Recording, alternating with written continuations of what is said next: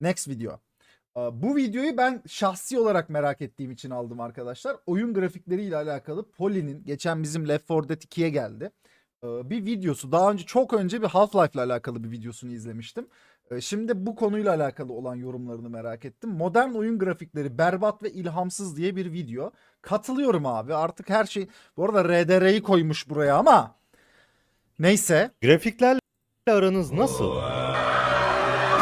2024'ün ortasına doğru ilerlerken trilyon dolarlık teknoloji yatırımlarıyla bile daha doğru dürüst ayna yansımalarının yapılamadığı bir ortamda parlak neon lambalar sizi yükseltiyor mu? Uğruna böbreğinizi sattığınız RGB ışıklı ekipmanlar sayesinde odanızı pavyon görüşürüz hadi. Aga niye la? Twitch'le mi kavga ettin? Twitch'le niye kavga ettin la? Leona eyvallah. Leona değil 2 bir de. Ban mı yedin bir daha mı? Reaksiyon eyvallah. Namuslu mühendis. Teşekkür ederim. Buse iyi seyir. yola çevirdikten sonra çığır açıcı RTX teknolojisiyle 17 yıllık bir oyunda 20 FPS alıyorsunuz. 4K çözünürlükte dokular, havalı su efektleri ve doygunluğu %100'e çekilmiş Luna Park fırlama. Efendim? Thank you. Papyon orada mı? Tamam benim. Başka bir isteğim yok. Renk paletlerinden ereksiyon mu geçiriyorsunuz? Bilgisayar grafikleri ne kadar da değişti ama Wolfenstein'ın 3 boyutlu kutu çizimli haritalarından günümüzün gerçek zamanlı ışın izleme sistemlerine epey bir yol kat ettik değil mi? Aslında çok da öyle sayılmaz. Niye öyle dedin abi? Hatta tüm bunlar bana bu videonun ilham kaynağı olan hiper boyut ve zamanın bükücüsü, insan kılığında ekstra dimensyonel bir uzaylı siber psikopat, ultra zeka John Carmack'in lafını hatırlatıyor. Oyunlarda grafik bir porno filminde hikaye gibidir. Olması beklenir fakat çok da önemli değildir. Doğru la. ben katıldım. Yalnız burada iki tuhaflık var. Birincisi bu lafın orijinali oyunlarda hikaye üzerineydi. Ha. İkincisi de bu cümleyi Carmack değil ben söylüyorum. Oyuna geldik am. Gelin anlatayım. Öncelikle kim bu John Carmack? Aslında kim değil demek daha doğru. Niye yazamıyorsun birader? Ha sen öyleli ban yedin. La nasıl başardın la? Neyse porno işini azaltalım çocuklar. Porno işini azaltalım. Kendisi geliştirdiği algoritma ve tekniklerle günümüz 3 boyutlu grafiklerini bu boyuta taşıyan insanlardan birisi. Öyle bir çatlak ki ortaokulda termit kullanıp bilgisayar laboratuvarından Apple II çalmış bir adam yani. Benim tabirimle yazılım psikopatıydı kendisi. Bununla beraber çoğu insanın atladığı çok önemli bir şeyde parmağı vardı kendisine. Doom. Bu oyunun fosilliğine rağmen oynanış olarak ne kadar harika hissettiren bir oyun olduğunu benden biliyorsunuz. Fakat hiç bahsedilmeyen bir şey var. Doom'un tek güçlü yanı gameplay değil, aynı zamanda yine seks hikayesi mi yazıyorsun Feridun abi? sanat yaklaşımıdır. Öyle bir oyun yapın ki aradan geçen 26 sene sonrasında bile tasarladığınız yaratıklar ve nesneler hala ikonik, hala hatırlanabilir olsun. Yıllara karşı açtığı savaşa rağmen hala güncel kalmayı başaran bir dizaynı var hepsinin. Cacodemon, Lost Soul, Archvile gibi yaratıklar benim aklıma kazınmıştır ve bugün bahsetmek istediğim çok önemli bir ders verirler bana. Sanat tarzı her zaman grafikten üstündür. Tabii bence de. Nintendo Abi, oyunlarının biraz da günümüzde Kick'chat'ine bak. hala Oradaki bu derece yayında fazla yalnız satmasının kaldım. sebebidir sanat tarzı. Normalde survival oyunlarını sevmeyen Poly, sırf stilizasyonu sayesinde Subnautica'yı deli gibi oynamıştır. 9 senelik Arkham Knight'ın daha yeni çıkan Suicide Squad'dan daha iyi durmasının sebebidir işte stilizasyon. Doğru temaya, renk paletine, ışıklandırmaya ve dizayna sahip olan oyun bir şaraptır. Yıllar geçtikçe güzelleşir, ölümsüzdür. RTX teknolojisi, 4K dokular, %100 doygunluktaki renkler falan bunlar süttür. Geçicidir. Yaşlanıp ekşirler. Eski olsa bile doğru yaklaşımlar ve stilizasyon ile hala güzel gözüken oyunlar vardır. Doom 3'ün atmosferi ve özellikle alev kırmızısı, sülfür dolu cehennem bölümünü daha iyi yansıtan, daha tehditkar kılan başka bir oyun bulamazsınız. Günümüz piyasasında bile dengi yoktur bu yönelimin. 2004'te çıktı bu oyun hatırlatayım. Battlefield Ayıktırayım. 3'ün mavi filtresi, detaycı görselliği ve aşırıya kaçan efektleri hala çok yüksek kalitededir. Belki de daha önce adını bile duymadığınız bir seri olan Killing Floor'un ilk oyunu bir süper asker Hala oynamadım bu oyunu ya. Zombi kesme oyunu değil mi bu? istilası sonrası harap olan Londra'yı Bazı klasikleri çok atladım ya. konu alır. Oyunun teması ve renk tonları leş gibidir.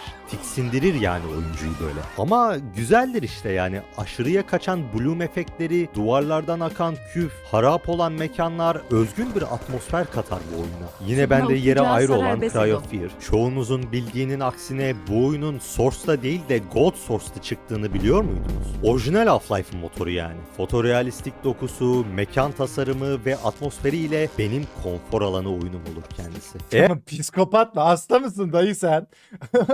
Cry of Fear konfor alanı oyunun nasıl olabilir ya? Eğer bilmiyor olsaydınız bu oyunun 25 senelik bir motorda yapıldığını inanmazdınız. Tüm bunları mümkün kılan atmosfer, tema ve üstün bir sanat anlayışı işte. BioShock, Far Cry 3, Dying Light Far Cry 3. Far Cry 3 çok güzel hatıralar barındıran bir oyun olmuştu ya. gibi oyunlar da buna örnek verilebilir. Herhalde o esrar tarlasını yaktığımız sahne yani oynayanın aklından çıkmıyordur ya. Sadece FPS de değil. Diğer Make it bundem. türlerde de bu oldukça yaygın. Dark Souls serisi günümüzde grafikel olarak çok mu şey vaat ediyor? Hayır. Ama bu serinin karanlık fantezi sanat tarzı, kullanılan renk paleti yüzünden toplam sadece 12 saat oynamama rağmen çok etkilemiştir beni bu seri. Ve günümüzde bile hala süper görünürler bence. Need for Speed The Run, NFS deyince aklıma gelen en güzel görünümlü oyundur benim için. Chicago sokaklarında geceliğin turlayın mesela oyunda. Işıklandırmasıyla, temasıyla günümüz modern versiyonlarını ezip geçer. Oysa ki kendisi 13 yıllık bir oyun. 2011'de çıkmıştı ta. Ama hiç sırıtmıyor değil mi? Bunların aksine kimisi bu oyunların devamı olan, günümüzde daha yeni çıkıp da sıradan, ilhamsız, vasat gözüken onlarca oyun var. Battlefield 2042 görsel sunum ve efektler konusunda Battlefield 3'ün çok gerisine kalıyor bence. Işıklandırma ve renkler bence bir Battlefield oyununa göre fazla canlı duruyorlar. Renk doygunluğunu %100'e çekerek olmuyor işte o işler guys. Starfield, Todd Howard'ın 2014 kafasından çıkamamış bir oyun. Belki 10 sene önce çıkmış olsa etkilenirdim aynen ama Elite Dangerous, Star Citizen gibi atmosferi olan oyunlar varken neden etkileneyim? Killing Floor 2 aldığı güncellemeler ve kozmetiklerle orijinalinin survival horror temasını sıçıp batırdı. Sirk gösterisine döndü tüm oyun. Orijinali daha bir Starfield harbi çok yarro bir oyun ya. vahşi, daha bir kirli durur. Ki doğası gereği öyle de olması lazımdır yani. Redfall, Back 4 Blood gibi oyunlardaki dizaynlar sanki daha önce milyonlarca oyun Bu Back 4 Blood'ı falan baktım çok rezil abi ya. Valve öyle bir iş yapmış ki hala üzerine çıkamadılar ya. da gördüğüm sıradan yaklaşımlar gibi geliyor bana. Daha yakın bir örnek olan Counter Strike 2 mesela. CSGO'nun o kasvetli Yok abi iyi değil ya. Vidar iyi değil abi. Baktım ben ne kadar detaylara özenmişler. Birisi kıyaslamasını yapmış. Valve ne kadar detaylara özenmiş. Back 4 Blood ne kadar detaylara özenmiş. Hiç detay yok. Baya çöp. Hiç şey yok yani. Adamlar sadece zombi koymuş. Modelleri işte koymuşlar. Daha gerçekçi grafik, daha modern grafikler koymuşlar. Oyunu vermişler. Pazarlamayı da şeyden yapmışlar. İşte biz Left 4 Dead 2'nin yapımcılarıyız. Yapımcılarından işte yeni bir zombi oyunu. Yapımcıları dedikleri de yapan kadronun içinden 4-5 kişi falan. Yani yapımcıları da değil aslında yani. İşte para abi. havasını sırf oyuncu görünürlüğünü artırabilmek adına maalesef bozdu. Her şey çok PS2 harbi kötü mü? Yani bilmiyorum, bence ben bunda katılmadım ya. Hani daha farklı mekanikler falan gelmiş. CS'yi izledim yani şeydeyken. Postçilik lobisinden selamlar. Ben grafik olarak o kadar kötü gelmedi bana ya. Hani izlediğimden diyorum ha, oynamadım. parlak, çok renkli yapıldı. Rekabetçi bir oyun olduğundan dolayı bu değişimi anlayabiliyorum. Fakat Sedo ben yine de Tatsuno, eski Tunic stilini bir tercih oyun var, ediyorum. Papers, Orijinal Dust Pirase 2'yi gibi. hatırlayanlar Önceden ne demek oynamadıysan istediğimi bakar gayet mısın? iyi tahmin edebiliyordur bence. Dying Light 2 ve Dead Island 2 de eski oyunlarına kıyasla o kadar bir ilerleme kaydetmemişler aynı şekilde. Eskileriyle arasında cidden fazla bir fark yok bence. Yani problem şu, yeni oyunlar teknolojik imkanlara rağmen ilhamsız ve sıradan sanat yaklaşımları sebebiyle yetersiz duruyor. Artı bir de daha yüksek Risk almıyor abi. şeyler, firmalar artık para nerede onlar oraya yani risk misk yok. sistem Tutku yok. gereksinimleri istiyorlar. Buna çözüm ne olabilir mesela? Farklı bir yaklaşım elbette. Bazı oyunlar gerçekçiliği hedeflemeden farklı bir evrenden çıkma gibi yaklaşımlar sergilerler. Hollow Knight, Cuphead, Ori serisi, bunun gibi oyunlar gerek çizgi filmimsi, gerek piksel art ile yapılan bir tarzda olup farklılıkları sayesinde geçen nesiller boyu hatırlanırlar işte. Benim gözümde zamansızlardır. Terraria niye bu kadar ünlüler? Eskimezler. Son 20 sene içerisinde Fortnite ve Minecraft gibi oyunlar bu yüzden dünyanın en popüler oyunları oldular. Görsel sunumları hem herkese hitap ediyordu Çok iyi hem de performans Seksten daha iyi. noktasında İddialı. çok bir sistem istemediği Hiç oynamadıysan anlamazsın. Ah be abi. Evet mi? için erişilebilirlik kolaydı. Minecraft'ta ilk çıktığı zaman Ya bu piksel ne bu ne amına koyayım. diye eleştirirlerdi. Şimdi kendi tarzı oldu bu yapısı. Team Fortress 2 aradan geçen 17 Aga. sene sonra bile bu yüzden hala ayaktadır. İnsanlar sempati beslerler onun tarzına. Cidden de Team Fortress'ın endüstriyel Baylar. 60'lar sanat tarzına benzer başka bir oyun Şunu parot yapak la. Şeyi Team Fortress'ın ama Türkçe dublajcısı vardır kesin. Gelecek içeri baylar. da yoktur piyasada. Tamamen özgündür. Oyun sektöründeki estetikler ve farklılıklar saymakla bitmez. Kenan Lynch 2'yi hatırlayanınız var mı? IO Interactive'in çıkardığı bu oyun Hakan Abrak önderliğinde yapılmıştı. Ve çok iyi puanlandırma almasa bile video kamera estetiğiyle aklıma kazınan bir oyun olmuştur. Caddeler soğuk ve kirli gözükür. Sonuçta vahşet dolu bir oyundur yani kendisi de. Sırf Ne bu oluyor estetiği lan? yüzünden Pyrocynical 1,5 saatlik bir video essay yazmıştı bu oyuna. Frictional Games'in çıkardığı korku oyunlarına benzer daha önce hiçbir oyun oynamamışımdır. Gerek Penumbra'sı, gerek Amnesia'sı ile hepsi Amnesia neydi la çıktığı zaman chat? Hatırlıyor musunuz bu? Kasıp kavururdu. PewDiePie yapan oyundu la. bana ayrı bir hava verir. Sırf atmosferi ve teması sayesinde işte. Çok değişik bir örnek olan Cruelty Squad mesela. Sanki Picasso tuvalin üstüne oturup sıçmış gibi bir sanat tarzına sahiptir. Eski Amnesia yeni oyunları falan hiç açmadı beni. Amnesia abi ilk yapmak istedi. Bu ne la? PKK bayrağı mı bütün map? Amanın. Tövbe estağfurullah. Portakal eyvallah yavrum. Teşekkür ederim. Amnesia abi ilk çıktığı halindeki ruhu bir daha devam oyunlarında hiç yansıtamadı bence ya. Yaşatamadı yani. PlayStation 1 oyunu LSD Dream emülatörüne benzer. Harbi çok tuhaf bir yaklaşımdır. Ama bu da onun estetiğidir işte. Kaostan, düzensizlikten zevk alır. Evet, Fallout 3'e çok bok atarım ama hakkını yemeyelim. Gerçekten Güzel oyun la Fallout hiç. de enfes bir görselliğe ve mekan tasarımına sahiptir. Post apokaliptik hissiyatını harap olan mekanları ve yeşil tonlamaları ile çok iyi yansıtmıştır.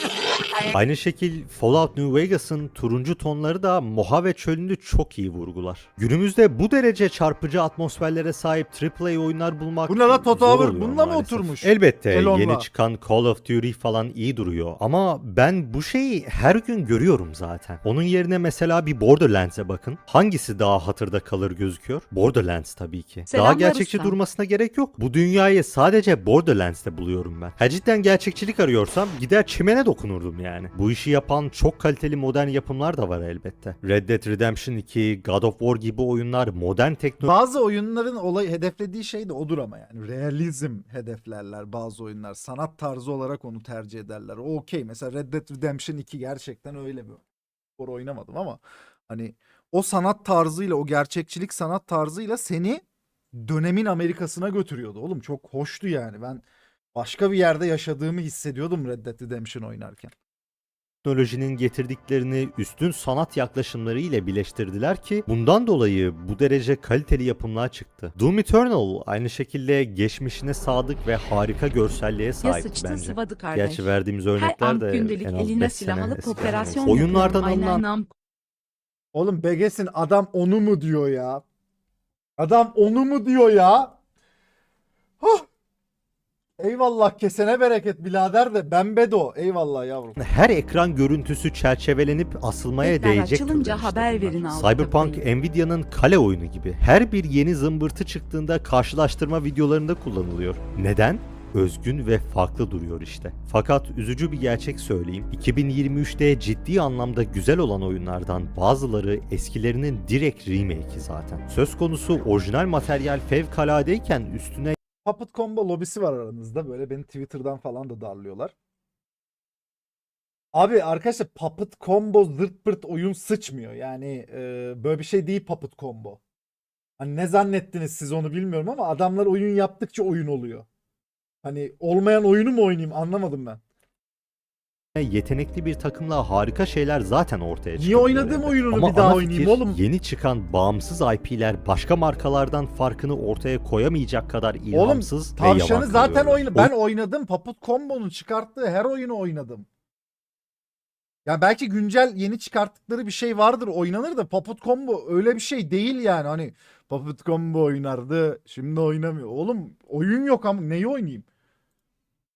Oyunlarda gerçeklik konusunda tamamen platoya vurduk bence. GTA 6 fragmanını sabahın köründe açtığımda heyecanlıydım ama açıkçası hüsrana uğradım. Evet, renkler canlı, açık dünya epey büyük ve dop dolu şüphesiz. Fakat grafikel olarak öyle gözle görülen bir ilerleme çok yok yani bence. RDR2'den bu yana çok da bir gelişme göremedim. Grafikleri gözüme sokmak için de ekrana zoom atıp dokuların daha kaliteli gözüktüğünü göstermeye çalışmanıza gerek yok. Çünkü kimse Bence tehlikeli sulara girmiş bu noktada. Çünkü daha oyun çıkmadı. Yani çok ciddi göt olabilirsin abi.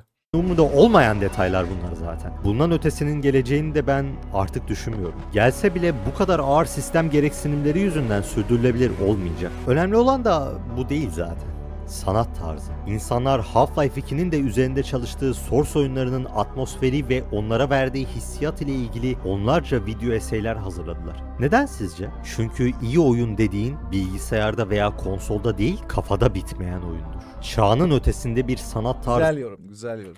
doğru grafikel yaklaşımlar ve temanın uyumluluğu ile yıllar öncesinde çıkmış oyunlar bile güncel gözükebiliyor ve hala konuşuluyorlar. Böyle oyunlar yalnızca görsellikten ziyade ayrıca yaşattığı hissiyat, atmosfer ve sırf estetik zevklerden de oynatırlar kendilerini. Tıpkı benim bir zamanlar Subnautica'ya karşı beslediğim samimiyet gibi. Evet, bu kadar güçlüdür işte sanat tarzı. Nvidia'nın size pazarlamaya çalıştığı Adam için sikişmek bir sanat abi.